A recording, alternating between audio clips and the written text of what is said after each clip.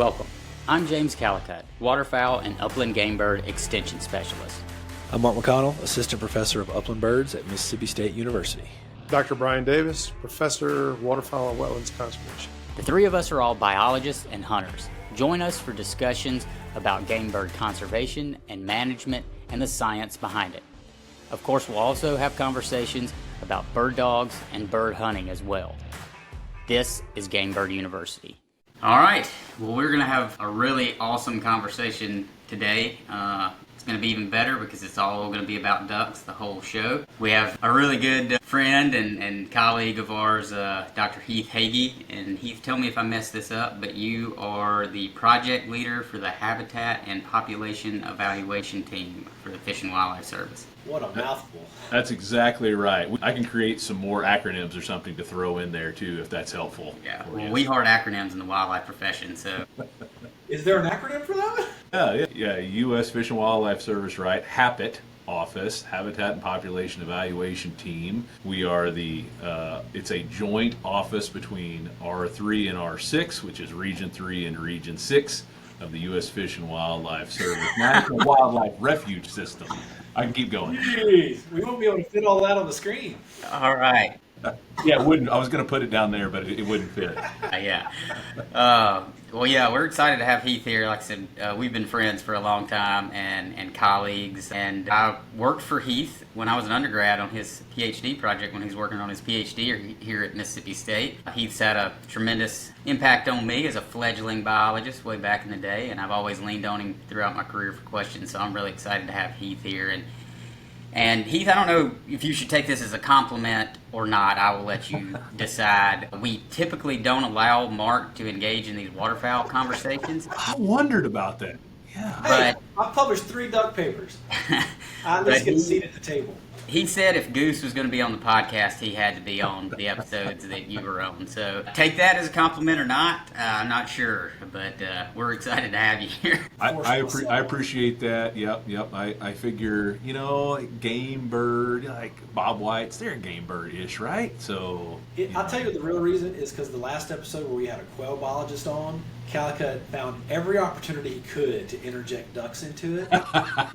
And this is just payback. I'm just going to see how many times I can stick quail into this conversation. Fair enough. Well, today I thought it'd be really a good conversation to have. I know since I've been, even going back to when I first entered the profession as a state duck biologist, that constant kind of question that would pop up is like, has the flyway shifted or birds wintering in different areas than they used to be? And then that's stayed steady through every job I've ever had. I can't give an extension talk on ducks without that being a question that pops up. And Heath, I know you've had some recent research that you were collaborating on with several other folks, looking at some distributions and changes in distributions of harvest over time. And so I thought this would just be a fun conversation for us to have, talk about, is that a thing? Is the flyway shift a thing? And if so, is it kind of westward like you hear some folks, or is it just kind of what we typically think of that, things are getting warmer, birds are kind of shifting north, I don't know about y'all, but I hear that all the time. It would be a fun challenge, James, if we could tell him in all this episode, if he can get through it without saying it depends, because, that's always the biologist, all of us. We go, well, it depends. Like, is the flyway shift? It depends. I think we ought to start challenging all our guests to see they're limited to 3. It depends in an episode. It's impossible, right? Not even going to accept the challenge. It's off the table. But if you do it. But I tee that up because I'm sure that's going to be a part of it, and that's good. But it is one of those things I get laughed at when I'm giving talks. Because I acknowledge, hey, I'm going to say it depends a lot because it does. That's right. This case is no easy. But even in the quail world, when people ask me, I hear 2 things, James. I hear there's big shifts in the general flyway, and I didn't know this till a few years ago, and Heath, I'm curious your thoughts on this. I hear a lot of people talk about the kind of the micro flyways within their area, and that's something I never used to hear much about. So, yeah, man. Is the flyway shifted? It's funny. So you just took about 3/4 of my answer there with it depends, and it depends what you call a flyway, right? So we'll get into that. Let's do that. Most importantly, I'll say it's great to be here with you, gentlemen. Appreciate it. Thanks for having me. And I'm going to talk about some of some of quote unquote my research, but also a lot of research that I know about, have been involved with a little bit. I'll try to give as much credit as I can to the folks that have done a lot more on there. If I mess up, I apologize up front. Some of this information that I know we'll talk about with the recent couple of papers really been led by Lisa Webb at University of Missouri and Bram Verheyen at University of Missouri, her postdoc. And so want to give a big shout out to those two individuals. Mike Brazier's been a part of that research as well, and a number of other folks. And so we're learning a lot, but unfortunately it does depend. So that's one, if you're doing a tracker. Put a little counter in the. Yeah, I need a little counter there. I'll deal with the biggest one, right? So you hear people in Arkansas or Mississippi or Tennessee say all the birds are in Kansas, and in the Central Flyway in Oklahoma, you hear all the birds are in Arkansas. There's no data to suggest large-scale shifts among these administrative flyways. So that's key. These administrative flyways, right? So the Mississippi Flyway, the Central Flyway. Yes, birds move back and forth between them. Sometimes you get a bird that will winter in Texas or in Oklahoma or Kansas, and then the next year winter in Arkansas or Louisiana. But that's not most of them. Those are sort of the exceptions. So I don't like to concentrate on that. I'm not going to give you a 98% of birds go back and forth to Arkansas every year, but a large portion do stay within those administrative flyways. And it depends. Gosh, that's number two. I've only got one left. It depends, right? If it's a male or female, if it's a juvenile or adult, if it's paired or unpaired, thinking about mallards. So there are all these complicating factors. But at a super high level, no, all of the birds aren't in Kansas. All the Kansas birds aren't in Kansas. All the Kansas birds don't go over to Arkansas depending on water in a given year. So we have not seen that. There's no evidence that happens year after year at scale. When we think about these smaller flyways, right? You said micro flyway. I don't know if I've ever heard that term before, but I kind of like it because sometimes people are thinking about, well, I'm at Yazoo, I'm in the Yazoo Basin, and my birds are coming from north of Highway 82, or whatever, right? They're thinking about these movements that are 10 miles, 20 miles, 2 miles. That's a flyway down an irrigation ditch or along a river or something like that. Have those shifted? We have no idea. I'm sure a bunch of them have. I'm sure they will continue to change. We have very little data at that scale to sort of understand those relationships over time. You get these not small projects, but you get these temporally, short duration projects like Joe Lancaster's work in the Mississippi Delta, Ethan Dittmer's work over at White River Refuge in Arkansas from a few years ago, where we mark, several hundred individuals and then see where they go all winter. But we don't get a time series typically. We don't do that year after year after year. It's a couple of years, and then we answer a question, and then we move on. And so some of those small scale ones, we just don't have great information to suggest that. So I sort of went from the largest scale down to the smallest scale. Now I'll go back to the middle where we have some information, and I can say yes, things are changing. So in that sort of, if you think about the core range of a wintering mallard in the Mississippi Flyway, so just for example, let's think about the top 50% of the population, right? That they're wintering in this core area, several hundred square miles, probably several thousand square miles, right? The state of Arkansas, typically for mallards in the Mississippi Flyway, the Arkansas Delta, that's the center of the core. We used harvest data in a couple of projects. We used weaning data. We also used band return data, a variety of different harvest data sets that are available, and we were able to see some shifts in that over time. If you get really into the weeds and look at the differences between months and seasons and species, it gets really complicated. I didn't say it depends, for the record, but it gets really complicated. It also gets really interesting. But at a high level, yes, the center of that core distribution, or that centroid, has shifted north. And some people are probably going to see that, be able to experience that, see that show up in their harvest numbers year after year. Other people won't, because if you're still in that core range, probably don't notice that you're a little bit further south or a little bit further north of that centroid.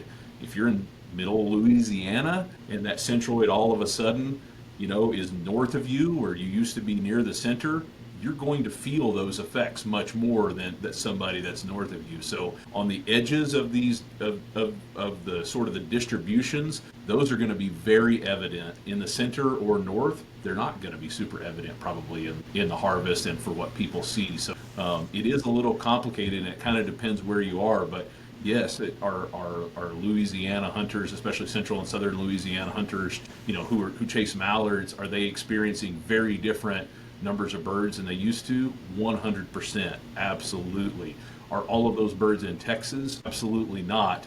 But they are, they may be in southern or central Arkansas. There's all kinds of other factors that interplay. Population size. We're in a very different place than we were in 2015. That's a very different place than we were in 1985. So all of that interplays, and it's super important. But I'm trying to get back to answering to you, yes or no. Has things changed? Yes, we do have really good evidence that things are changing. So mostly what y'all saw was a shift north, correct? That's correct. North, and it depends on the species a little bit. That's three. I can't say it again. We're not going to always do it. North and or northeast, and we can get into some of that and how it varied among species and months and so on.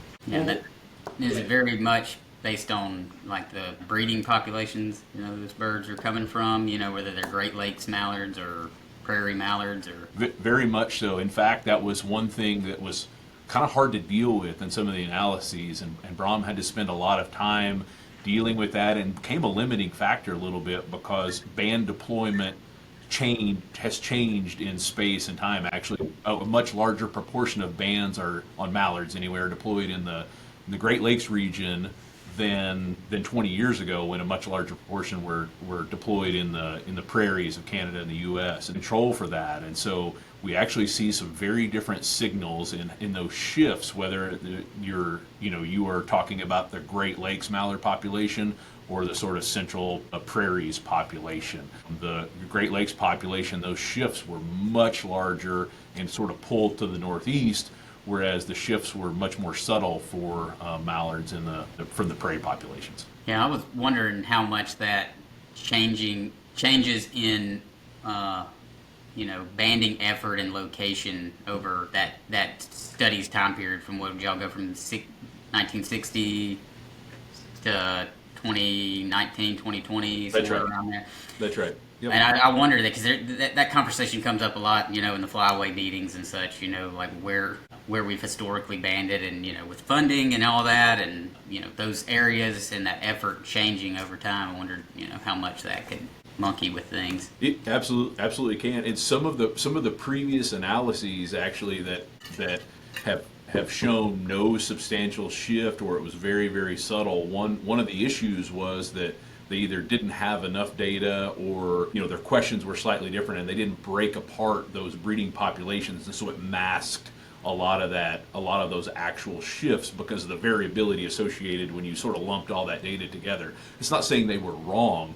This is just a little bit different and more comprehensive analysis, and we used more data than some of the previous attempts to really quantify this. And so we're taking that approach of just looking within breeding population and also within certain periods of time. So some shifts were much more evident in December and January, and if you lumped across all of the harvest months, those shifts looked much smaller. But if you looked just at December, just at January, they were much larger. So that the time in which, because migration chronology has changed, right? So it's not just about where the birds go, it's how long they get there, or how long they stay, how long it takes for them to get there.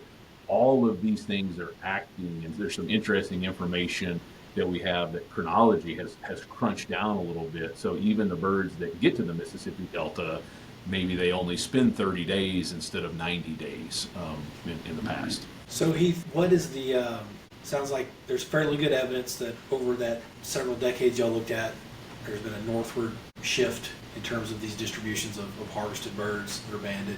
I know we can't attribute it. There's no silver bullets in our profession. There's rarely ever one thing that affects any population of anything. Can we narrow down maybe the top three drivers of what we think's causing that? I assume climate change is one.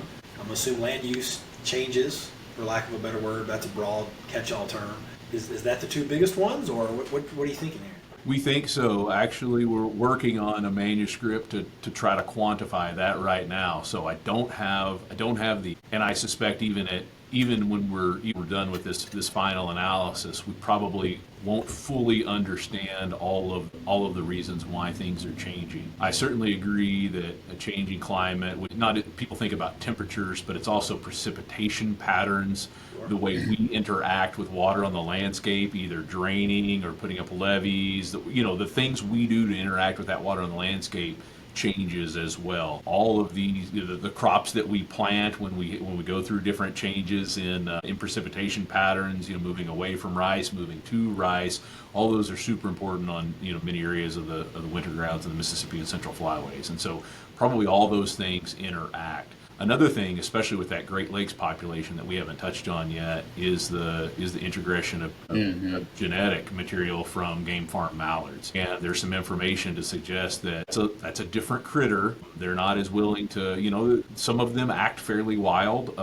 but they may not migrate as far. They don't seem to be as willing to migrate. Whether or not that has any survival consequences, I'm not sure. But the farther east you go, the bigger signal you pick up from those genetics of those game farm mallards, and that's probably a reasonably big deal with the Great Lakes mallard population. Less of an issue, we think, at least, with the Mississippi Flyway, with the prairie mallard population. Yeah. Go ahead, James.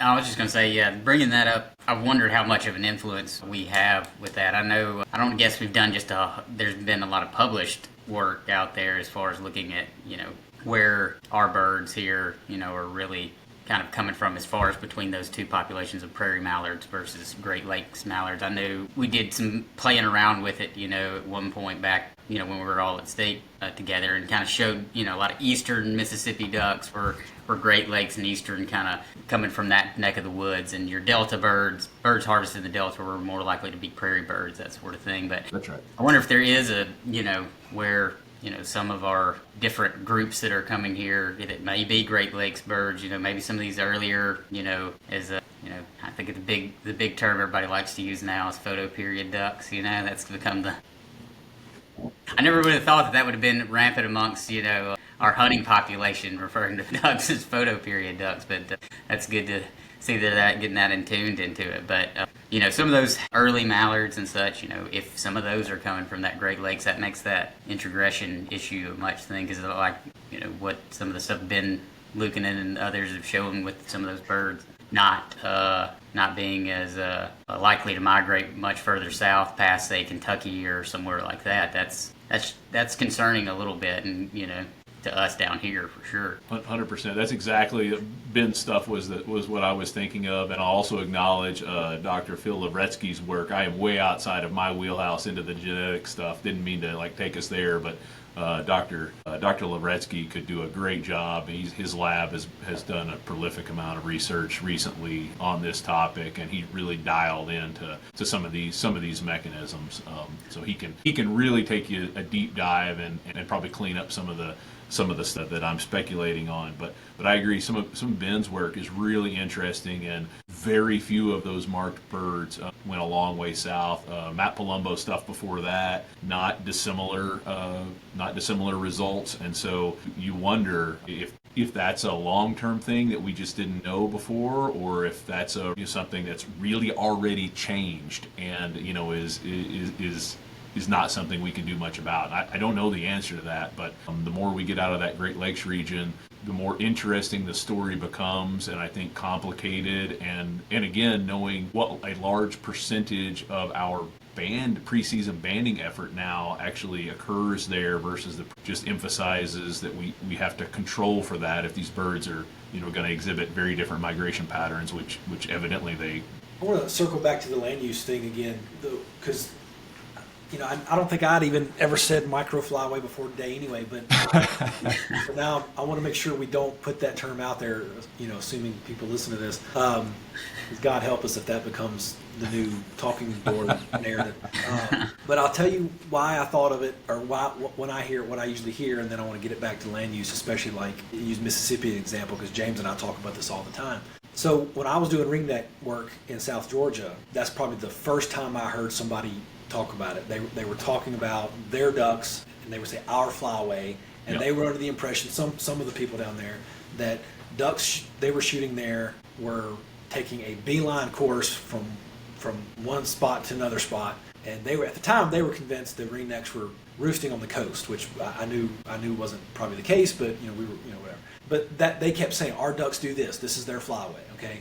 Then I had a cousin that was telling me they big farmers. They were telling me one time. I said, "How's y'all's duck hunting?" And they said something about our flyway's pretty much gone. And the idea was birds don't come through here anymore. And of course, there were tons of reasons for it. But what it brought me down to land use. Calicut, you and I were talking about this a couple weeks ago. Mm-hmm. In the time, and Heath, you probably saw this because you were here for a hell of a long time too, right? At Mississippi State, in the Delta, the change in agricultural practices in the Mississippi Delta from when I got here in 2008 to now, it is drastic. Huge. The biggest things I see is just gotta watch my language, a lot less water, flooded water, right? I'm seeing farmers disking more and more, increasingly disking right behind the combine, right? So whatever might have been there probably would have germinated before they got here anyway. It's already tilled under, is less water, and they're harvesting incredibly earlier than they probably were 20 years ago. So if you're a duck coming down out of central Arkansas, hey man, maybe I'll keep going, and you start flying over parts of Mississippi Delta, I don't see a whole lot of reason to stop, except in some places that are really intentionally trying to manage. The state areas, obviously, the federal areas, obviously, and the handful of clubs out there that are really trying to keep ducks on the landscape. And I think that, just like in the quail world, see, James, I knew I'd bring it back to quail.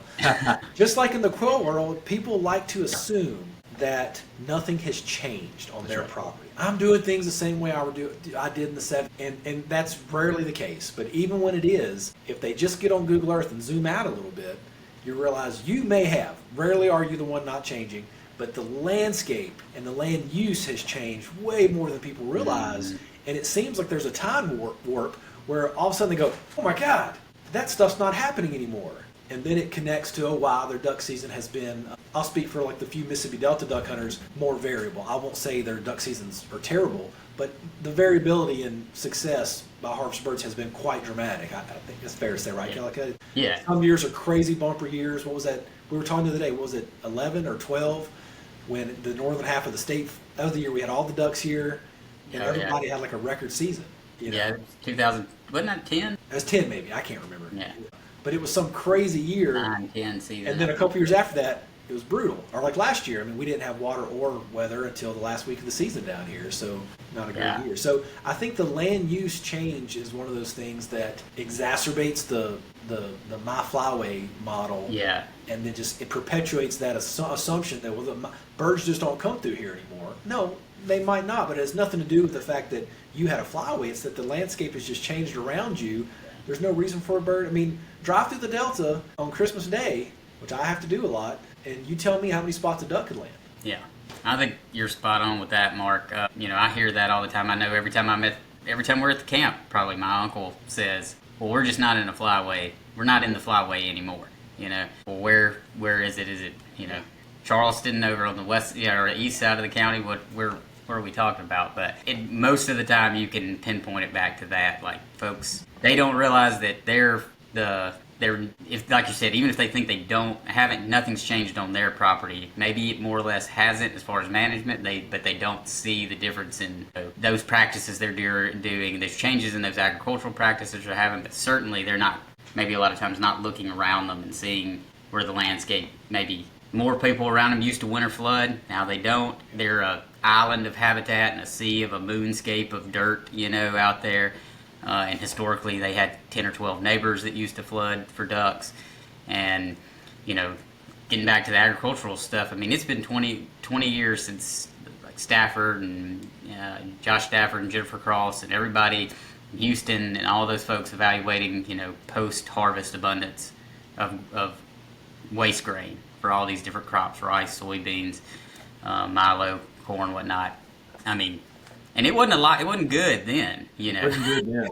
It wasn't good then. You didn't have much food left for a duck back then. But so think about because when Josh's rice stuff, when he wrapped that up, like 2000, 2001, That's right, probably. something like that. One or two, I want to say. Yeah. So like since 2001, pretty poor shape as far as waste grain abundance, as far as rice. And you think, you know, 23 years since then, technology and whatnot, harvesting efficiency, and then among other crops, you know, timing of harvest has gotten earlier, say for corn. You know, a harvested cornfield in Mississippi Delta isn't doing much. You know, That corn's knee high by the time the duck gets yeah, there. it's all germinated, you That's know, and I still laugh. I remember doing a site, or Houston maybe, or somebody did a site visit, and somebody really thought they had something because they had, when they flooded it, you know, they had the corn, what had resprouted was sticking up out of the water. It just looked ducky, you know, had the illusion of habitat, I guess. But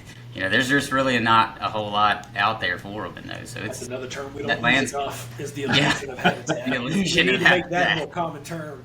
yeah. I'll take this one step farther too, and tie in some of the research from Tennessee Tech, all the Tennessee Mallard Project stuff, and go back to some of what Ethan Dittmer and the Osborne Lab worked on over in Arkansas, what Joe Lancaster worked on with Brian Davis and Rick Kaminsky before that in the Mississippi Delta. I'm probably forgetting some others that have done these marked studies, but they all sort of have this one thing in common that I've noticed, and that ducks appear to be much lazier than I thought they were. And I say lazy, and it's probably actually not that. They don't move much. And so the first time we put transmitters on them, we're like, oh, you know, we're putting a transmitter on them, and so they, you know, maybe they move less. Then we put smaller transmitter on them, like, okay, so they're still not moving much. Then we put a smaller transmitter on them. They're still not moving much. At some point, we're going to have something so small that maybe we'll quit blaming the transmitter for it a little bit. And I'm not minimizing transmitter effects. There's certainly a role for that in this, but that's probably not what is, across all of these really good studies, is causing this effect that ducks don't move much. They go to these habitat nodes. I haven't thought about that term. That might not be anything either. I don't know. We're gonna be careful. We're just pointing them left and right here today. Making stuff up, but they go to these places, and they're, you know, usually a national wildlife refuge, or they're really good, like still remaining. I agree, they may be less common in some areas than they used to, but this area where a bunch of landowners manage similarly. I mean, I can think about in Mississippi, there's still some dots on the map where it's mostly private lands, but it's a bunch of square miles, and it's really good stuff, and they're gonna have birds right there. WMAs, some of the bigger WMAs, they're gonna have birds. Delta National Forest, like some of these places, they're gonna have birds. Like, these are the nodes, but those birds don't switch. They don't go from Delta National Forest to Mile Mason to Yazoo Refuge to Holt Collier, you know, whatever. I'm just throwing stuff out of the Mississippi Delta. They go a quarter mile outside of the boundary at night and then come back, and then go another quarter mile the next day.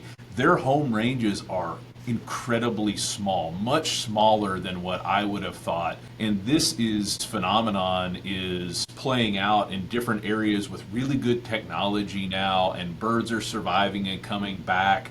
Like, I don't think it's a spurious result. I think that the data, you know, and, you know, this is people, if anybody listens to me here, I'll get some people that are going to disagree. No, I know where my birds are flying to. I'm in the flyway. For some birds, there's not a flyway, right? They're going to get here, and when they get to where they're going, they sit there. Now, this is a mallard-centric perspective. Our technology is still not really good enough to do a very good job with stuff that's much smaller than a mallard. I mean, you can argue with that, but really the mallard is the workhorse, and we're still basing a lot of what we know off the mallard. We're getting a little bit better on pintail, and there's been some stuff on green-winged teal and widgeon, but really that mallard is the workhorse of our research right now, and it's telling us that, you know, that you can take some pretty good habitat and buffer it by a mile, 2 miles maybe, and call that the home range of almost all of your mallards that show up that winter. It's really interesting. There's very little switching, and especially switching 20, 30, 40 miles, extremely rare in the Tennessee, across all the Tennessee mallard projects. So that's something too, that if you lose those nodes, or you lose those connections, and you have fewer of those on the landscape, you know, to your point there about losing that water on the landscape, you know, if you're not within that little area, you don't have much of a chance of harvesting those birds. Yeah, You bring up a really good point there, because one of the things, like you said, you're speaking in generalizations about the majority of what y'all are seeing. What we often see on social media, unfortunately, is people love to make a post about an exception. That's it, exactly. Yeah. And it drives me crazy, because most of the public hears an exception and they think, well, that's cool. And that's what they talk about over the cooler. And the exception then becomes interpreted as the norm. And it's just not the case, because sometimes it's not very, sexy to put the norm of what these birds are doing on social media. So we're all guilty of it. We all feel like we kind of got to show the cool thing. Yeah. It's like, well, the cool thing's not what's really happening on the landscape that much. And then to tie back what you just said to management, we see this, the deer people have gotten really good, and I hate to give the pine goat people, a whole lot of credit, but they Quail and pine, and I almost said it, and I'm not going to repeat it. Quail and deer. You almost got me to say it. Great term, pine goats. This podcast's going downhill quick. But what they've done, the deer people, and I even got into this research at UGA when I was there, the deer people have done a better job of saying, hey, landowners with common goals, let's link up and share some activities, let's try to connect, let's share some management goals, let's harvest goals, which are obviously way more important in the deer world at a local scale than the waterfowl world. But they've done that, right? The cooperatives that Al Leopold talked about, right? They've done it, and they've done it well. Or I say better than any other tax has really done it. The upland bird people haven't really done it, and the waterfowl people, not really, but y'all probably have the best potential for it, because the effects would probably be so realized so quickly on an average weather year, where you actually had birds in your latitude, where you could actually probably communitively benefit as you expand out of that node. Yeah, that's a really good point, Mark. And I've tried to do that in my previous jobs, where I was doing a lot of technical guidance with landowners, and I did it successfully once. Established kind of a cooperative among a bunch of landowners down in the south portion of the Mississippi Delta, and just all knew each other, all talking to one another. Finally, kind of get it through their head that their neighbors aren't hurting them from taking ducks away from their property. They're building the landscape's capacity to hold more birds, and so they were working with one another and all doing, I'd go on a site visit with 3 different landowners at one time. We'd drive around to everybody's place, and talk about it. And so put a lot of awesome habitat right there that wasn't there before. They really built a big complex there, and they've really done well from that. So there's a lot to be said for forming those kind of cooperatives and not seeing your neighbor as the enemy, but somebody that can help this landscape get better. Because like we were talking about earlier, that fact that people around you maybe used to hold water and now they don't, and to throw in another term here, add to our list of coined terms, and one that Ryan Dulaney's real common to say, talking about losing that connective tissue of habitat between some of these places birds historically used, and one is that connective tissue erodes, that changes up how those birds move in that landscape. And so these cooperatives could be a huge asset to waterfowl managers across the Delta region. It brings in not to derail too much, but it brings in a really interesting social dynamic into hunters. So we've all been in duck blinds, especially if a place you grew up hunting and you were there a lot, and when you heard shots, you're like, oh, that's so-and-so club, whatever. And the feeling most people get, and I'm just as guilty of it, if you're not shooting, when you hear them go off, is resentment. Like, oh, God, I can remember growing up duck hunting in North Louisiana, and when you heard shot from this direction, that was, I can't remember the name of that property, that was so-and-so.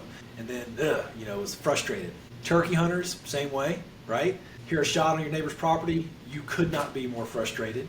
Deer hunters, to some degree, if somebody's, especially in the big buck world, somebody kills one, they haven't seen it on their camera, everybody's mad. I wonder, not to get off on too much of a tangent, what role that, let's just, for lack of a better word, call it seemingly resentment, plays in our inability to build more connective tissue, to use that term, and to build more cooperative nature across the landscape. Because in the duck world, man, people are like, I can't stand my neighbor, they've got all the ducks over there. Well, God have mercy, create some habitat and make those ducks go, hey, especially if you're within that radius of use, for lack of since we're throwing terms around, then, hey man, you can pull ducks off that as well. When they start shooting, they'll come to you if you've got good cover and good vegetation. But it's the resentment that I think makes people not want to do it.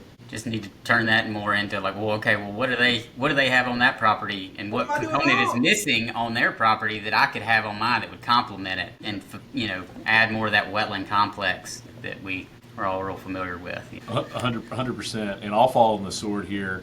I've been talking in duck blinds for almost a decade about doing that, and I've had zero success. And part of it's because I get that same feeling of resentment when I think like, oh, we should go talk, duck blind. It can, it's a social place sometimes. You got some down periods, especially if you're me and where I usually hunt. Like, there's a lot of time to talk. I'll just say that. We should really get with that landowner and that landowner. We could really do something special. And then they shoot, and then you're done with it for the rest of the day. I don't want to talk about that at all, right? And that's not academic. That's somewhere down in your that the shovelers, the best duck out there, the northern shoveler, it went into their decoys and not mine. So I told you we'd say somewhere controversial, right? But yeah, I think it's a great thing. I think that the deer world, if you will, been doing it well for a long time. Makes perfect sense there with really small home ranges. In some ways, depending on your property size type, like they're kind of my deer versus your deer. In some ways, but ducks aren't that way, right? They're not my duck, your duck. They operate at a much bigger landscape level. That all said, when you get within one of these areas, and if you're willing, so here's the hard part. If you're willing to create some sanctuary, then you can probably host some birds for longer periods. That's the hard one. I can tell you that at a club I've been in for, not in it anymore after moving to North Dakota, but previously a club I was in Arkansas, we talked about it. We were all in agreement. Our sanctuary was an 80-acre field, flooded field, sort of in the middle. I tried to hunt around it. We tried not to drive by it. Every year, total agreement.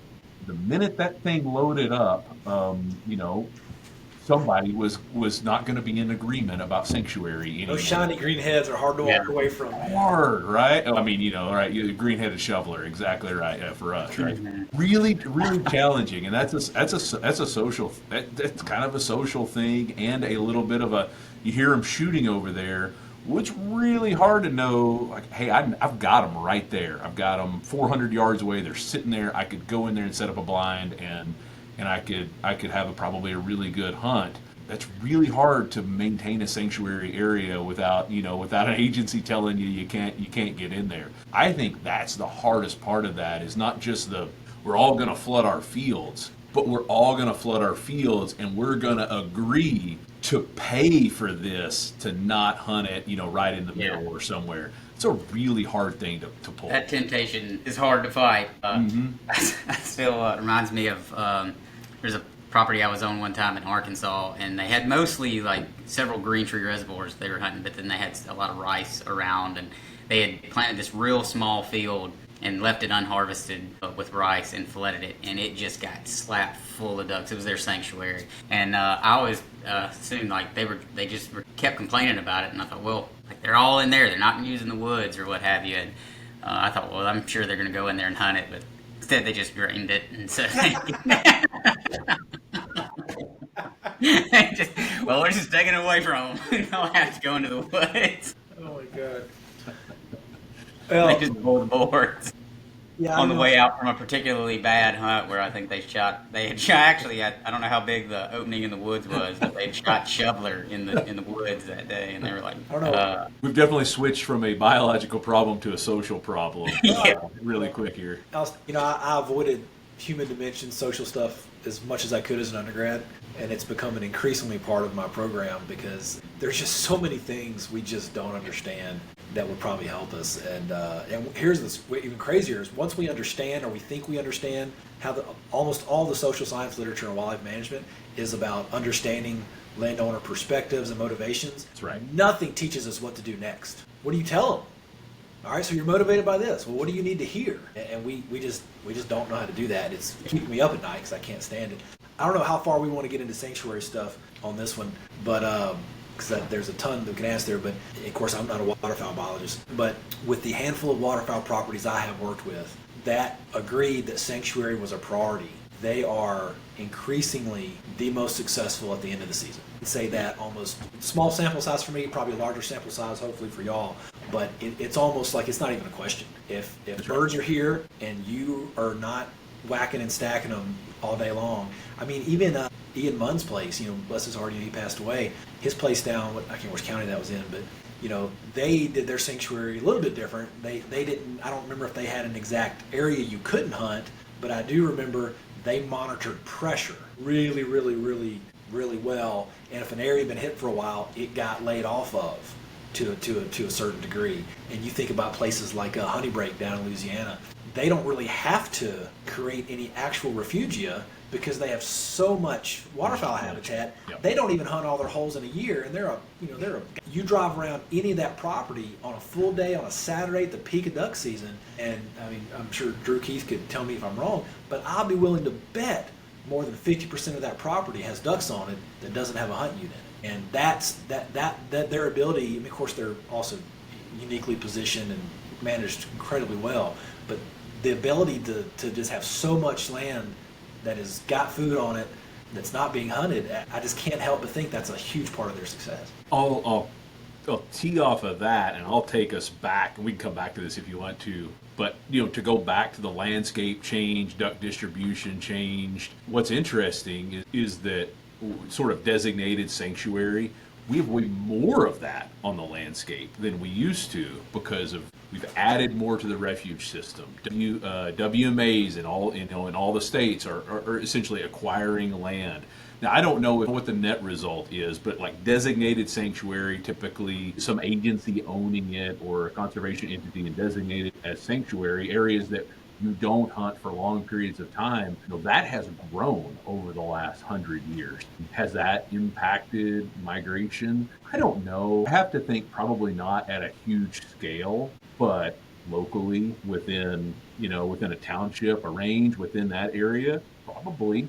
And we have, we don't have a grasp on private sanctuaries, this undesignated sanctuary. The examples that you gave, Mark, we have no idea how those are blinking on and off the landscape, if they're increasing, if they're declining. But from a refuge perspective or state perspective, we have more than we used to. And might that have some local effect? Sure, and I think so, and I think probably rightly so. Like, this is controversial too. Like, I think that's a reasonable objective of implementing sanctuary, is trying to provide a place for the birds, not only biologically, but also to host birds in an area so that they can be enjoyed by people, both bird watchers and waterfowl hunters as well. I think it's a great use and objective for sanctuaries, is to think about those components. Well, I think y'all had a Facebook post a while back that I commented on about that, because it was something about refuges. I don't know if you run that Facebook page or not, or if you did, but it was something about refuges on the waterfowl system, and there were some people, I guess, complaining about something, and I think I wrote on there something about, because I guess I assumed it was you behind the scenes. Maybe it wasn't. I'm not going to answer that question. The post sounded like it was somebody who knew what they were talking about, so I assumed you had. And I remember saying, would somebody please explain to them that those refuges in your areas are probably one of the main reasons you've got ducks in your area, right? So, okay, maybe on a warm day in January when the mallards don't have a caloric deficit, and they don't really need to be just constantly eating, yeah, maybe they're sitting on the freaking refuge. And you know what? Maybe that's okay, because if the refuge wasn't there when that weather cools off and they need to eat again, they're not going to Joe Bob's place, because he's probably hunting disked up soybean fields, So I just feel like the refuge, the refugia comment, and then the federal refuge program, some you can hunt, some you can't. I just don't feel like the refugia gets enough good press for keeping birds in an area and providing that place they can go to. And yeah, maybe on a warm day they don't want to leave, but just take that one on the chin, man, and be grateful that they're there. Mm-hmm. Sorry, that's my soapbox. I just remember that when you said that, I remembered that social media post, and I was like, man, like these people complaining about refuges that aren't getting hunted, like, get over yourself. Those things are a tremendous benefit to waterfowl. That's certainly what we think, and the reason that we have them, and the reason that many are open to hunting or partially open to hunting, and then we have sanctuary areas. That's the design. We want people to come on and experience these areas where we can, where it's compatible with with our wildlife purpose.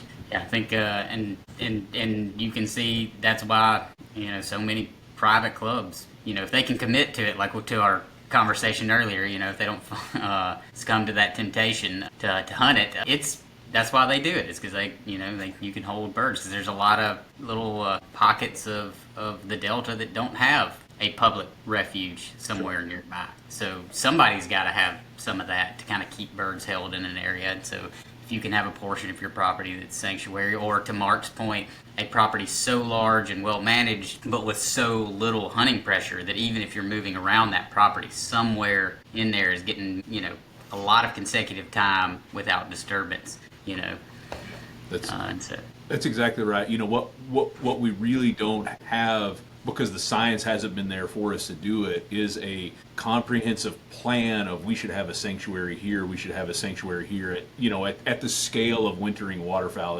in an administrative flyway. We don't have that. Individual states have some planning, the refuge system has some planning, but comprehensively, you didn't know how far those birds would travel on a daily basis. We didn't know how hunters were willing to interact with those birds, or bird watchers would be willing to travel to experience those birds. And we're starting to get enough science to be able to think about that. So another shout out to the Cohen Lab at Tennessee Tech and some of the stuff that Corey Highway is working on, being able to add sanctuary, mark a whole bunch of birds, have the before, add some sanctuary in between to see if it impacts those birds' movements.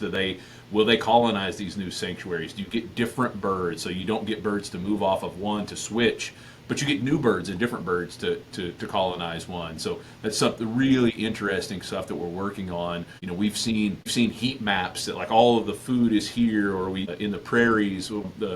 The folks in my shop have worked on the thunderstorm map. Like, here are the biggest pair densities, and we think habitat should go here. That's something that joint ventures are talking about at southern latitudes as well. We think the sanctuaries might go here. I don't think we're quite there yet, but we're starting to get enough science to maybe be able to move that direction again, not just for biological reasons, but also social reasons, because that's an incredibly important part of that whole cycle of taking care of birds. Yeah, and the acquisition process to a lot of the older refuges, especially within, say, the Mississippi Flyway, they didn't, like you said, they didn't have the science at the time to be overly targeted in how they did it. A lot of them were fortunate, happenings that they just kind of fell in the lap, and some were a little more targeted.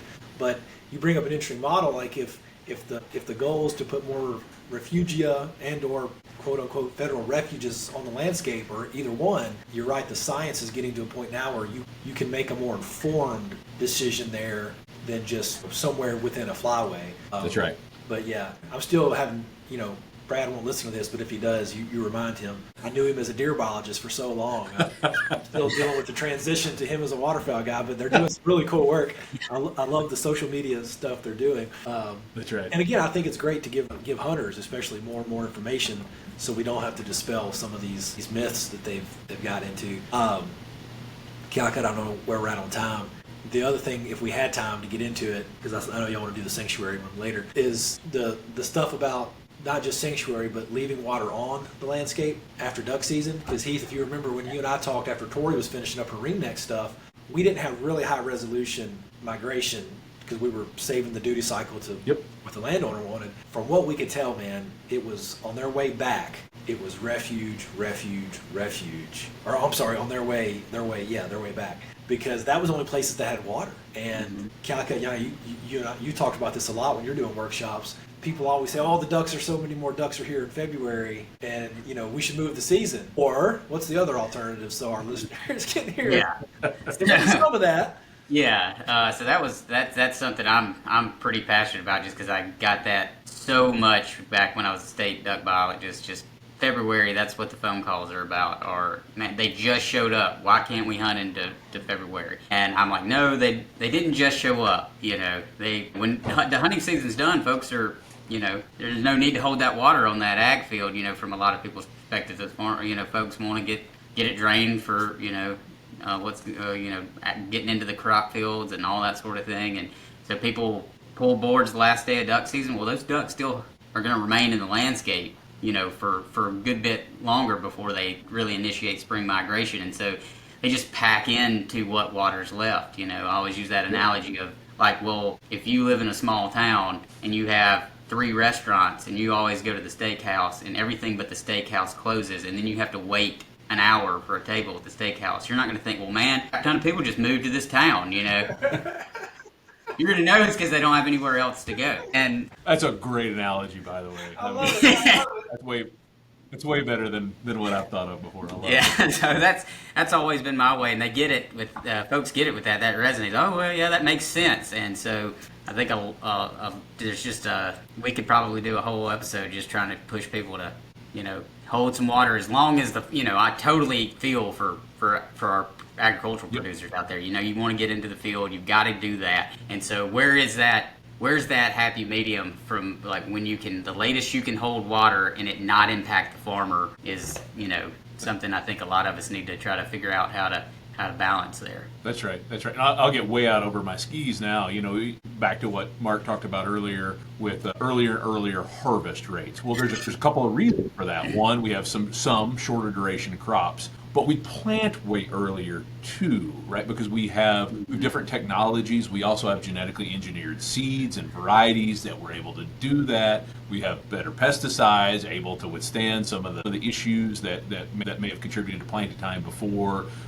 Different irrigation, like all of these reasons that we can actually plant earlier now as well. And so that then on the front end puts pressure on those folks who are doing the winter flooding of crop fields to pull that water off and get it dry, right? So, and again, I'm not assigning blame. It is what it is. But yeah, that the number of places that dry out really quickly in February before those ducks probably has an effect, just like some of the other things that we've talked about on those birds wanting to come back again. I don't think we have really any information on that. That was completely just anecdotal, something I mentioned, but I think it stands to reason that probably, that's a factor, just like maybe a duck not finding much water in a landscape, not finding much food in a landscape, potentially having a lower survival rate, having to move more, which is going to dampen the survival rate. That probably all stands to reason as factors that affect that. Well, one thing we do know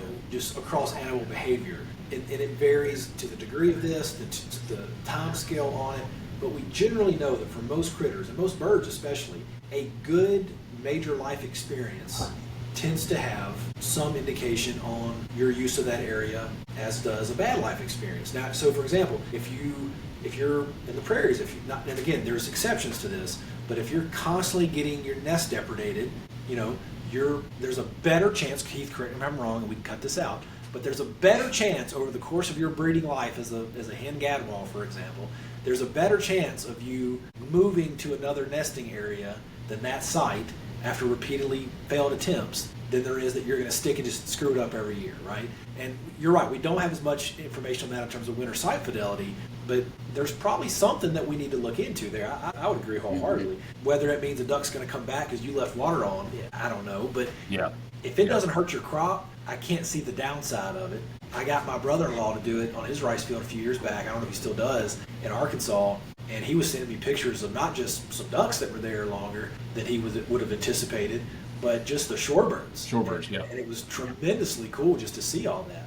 But maybe I can wrap us up here. Can we just solve all these issues by putting more moist soil out there instead of relying on flooded crop fields? I'm not going there. I tell you what. If I'll just take more water on the landscape, and if folks want it to be corn, folks want it to be rice, folks want it to be, I almost said cotton stubble. I don't know about that, but maybe those shovelers. The shoveler they'll probably still be in there. Eating some henbit, right?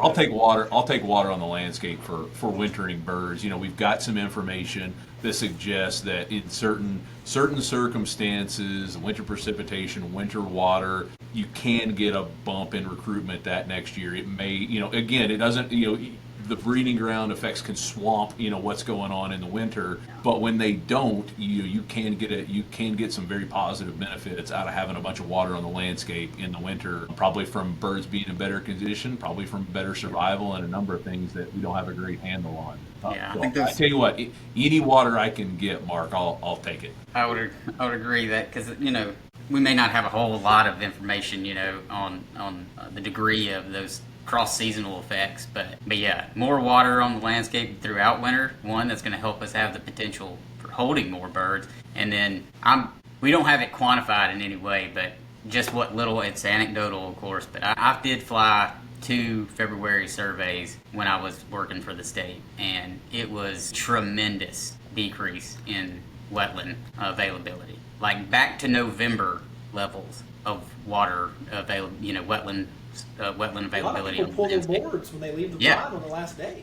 Yeah, so and that was, I think I flew it both times I did it. It was right after the youth weekend, and that's a lot of water to come off the landscape from where you had peak, late January, first weekend of February water to going back to where you were before Thanksgiving. That's a dry landscape, and if you had peak bird abundance, they got to go somewhere, so they're. And that's not going to be an issue for every latitude up and down, right? No. It's more of an issue for us down here. Yeah. And I think the post-season water thing is, throughout the valley. Maybe, it's more of a challenge for us throughout winter, having more winter water than, say, Arkansas. Arkansas has much more of a culture of that. They have more of it. It's more of a challenge for us to promote getting more winter water in general during the hunting season for birds here in Mississippi. But I think that postseason water is an issue, all in the lower portion of the valley. I think that pulling the boards on the last day is a pretty consistent thing across that whole region. So, but yeah, well, I guess we could probably keep talking for the next 3 hours on various topics, but we will probably have Heath back on to talk more about the sanctuary, because I think that's that kind of sanctuary and hunting disturbance and the role that plays in management is something we really want to dive into a little deeper. And so we'll probably wrap things up for today. And for Heath, I will just say what we used to say back in grad school that everybody just needs to probably do, which is just love the gadwall and embrace the shoveler. That's exactly right. It's a good motto to live by, James. Yeah, I think in today's times, that is more true than it even was, 16, 17 years ago when we used to say that back when we were hunting in grad school. So. But anyway, Heath, I had to slip that in there for you. I appreciate that. But Heath, this has been fantastic. It is always great to see you, bud, and it's been a heck of a good conversation, and I know we're going to have you back a couple more times. So we'll be waiting on that invite back to North Dakota. Yeah. We might have to, yeah. That's maybe not the next episode we do with you, but eventually we'll record one in October live from your home. Yeah. While we're doing some sampling. While we're plucking ducks. Yeah. That's a great episode. I think that's a fantastic idea. You guys are purely for the podcast, right? Yeah. Purely for the podcast. That's right. Purely for the podcast. Just it's all business. But no, Heath, thank you so much for taking the time, and it was awesome talking to you. Been a pleasure. Thank you, gentlemen. Appreciate it. Happy to come back, be it during duck season or not. Just don't call me on opening day. I won't answer. Well, I hope I don't answer. I hope I'm busy. We'll see. Yeah, I'm so too. All right. Well, thanks, y'all. I appreciate you. Thanks for joining us on Game Bird University Podcast. To keep up to date on when new episodes are dropped, or for more information on game birds and their management, you can follow us on Instagram at MSUEXT_GameBird, or follow us on Facebook at MSU Extension Game Bird Program.